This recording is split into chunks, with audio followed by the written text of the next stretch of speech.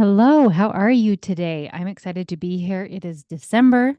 I know maybe you might feel like you have a lot of things going on. Maybe you do have a lot of things going on. So I thought it would be perfect timing to just do a short and sweet podcast episode. Just a quick tip.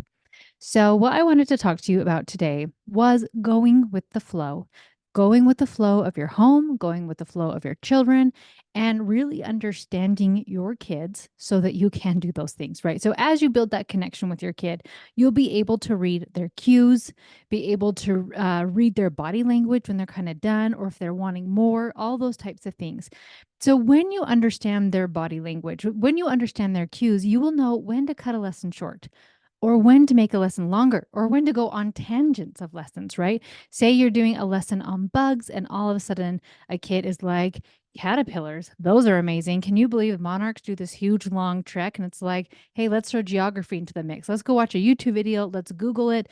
Let's go watch where butterflies go and let's look up some of the destinations. Let's go on this really fun tangent because I'm going to go with the flow of my kids. So, the reason I was thinking about this is a lot of the times I'm just homeschooling my two boys, right? So a lot of boy heavy. I mean, I have five sons, and so we usually are more boy focused, but I still want to teach them the arts, right? So this winter, part of my Christmas curriculum is Tchaikovsky has been our composer, right? And the Nutcracker. And so I thought I still want to expose my kids to that. For my boys, it doesn't mean I'm going to take them to the Nutcracker because tried that before. It did not end well, but I did take my daughter. So she and I went and saw a Nutcracker ballet. Her friend was in it. So we had a good time with that. But I still wanted to expose my boys to it. So I'm not going to go make them watch the full version live or on YouTube or anything like that. So what we did is we read a fun book about Tchaikovsky, and then we read the story of the Nutcracker and a lot of illustrations, and they were drawing and just enjoying it. And then we got out Spotify and we were listening to some of the music and some of the fun and exciting parts with it. So then I went over to YouTube and we did the top, how it was worded, like the highlights, 10 highlights of the Nutcracker. So basically took the Nutcracker and put it into 5-10 minutes of like, here are the beautiful dancing highlights of the Nutcracker. So then what I was thinking is my boys were there. My boys are diehard sports fans, right? So the athleticism in these dancers is insane. So when it's the girls, right, it's softer. I mean, they are still incredibly athletic and beautiful dancers. But I thought, wouldn't it be fun to show them male ballet dancers? So then we did a YouTube search of 10 best men ballet performances, something like that. And these men came out, and my boys were blown away by their athleticism. And so took something that they love, which is sports and athletics and all those types of things, and then just exposed them to a dance form of that. Which then led us down because Tchaikovsky is Russian, that we looked up Russian dancing and we were watching that, and the boys were trying to do the moves, and it was so much fun. And we spent all this time having so much fun and exposing them to the art in a way that flowed with them. So if you have kids who really love stuff like that, um, maybe they can watch the whole thing. One of the things we used to do when we would study an opera is we'd watch bits and pieces of it. And then I would just go turn on the opera just on YouTube on our TV.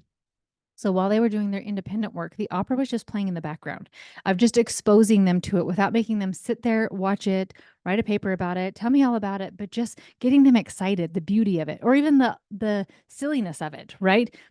Some of the operas are odd or weird. And so even having them be exposed to the beautiful music, but then just like getting curious, what is this storyline? Which has caused us to read a lot of operas because they were like, I have to know what is going on here. So just as you learn to go with the flow, your homeschool gets to be more fun. So one of the reasons I was really hesitant to do a curriculum or anything like that is because I didn't want you to be tied down to something and then think, well, great, now this doesn't work either. It works if you make it work for you, right? Any curriculum can work if you make it work for you and you feel like you don't have to follow it exactly. So one of the very first language programs I used, I mean, 16 years ago, I don't even know if it exists anymore, and I was doing everything exactly the way she said to do it. And I hated every second of it. Right. But if I can take something like the good and the beautiful language arts and I make it work for me, we skip so much stuff in there. We don't do any geography. We don't do a lot of the writing in there because they're doing writing somewhere else. So we totally make it work for us. So as you learn to go with the flow with your kids, this could be the math book. With my math book, we actually just do odds or just do evens because that works for my kids.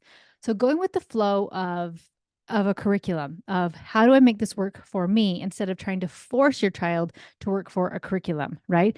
If you've planned a lesson and I was studying for some of our stuff for next month, the curriculum, and I was looking at the books and I thought some of the kids could sit through this and I could read these really cute little picture books, but I thought sometimes they can't. So I need to kind of maybe be familiar with the story so I could go with the flow and just tell the story instead of making them sit and read with it. So I want to challenge you as you really get to know your kids and really learn to connect with them and read their cues of when they're done and when they're ready for more. And it will make homeschool so much more fun because you're not always fighting with them. You're not pushing, you're not forcing, you're not doing all of these things. And it just has that beautiful rhythm, that beautiful movement through your day because you can just go with the mood of your home. Okay, friends, I hope you're doing well. Have an amazing December, and I will talk to you next week.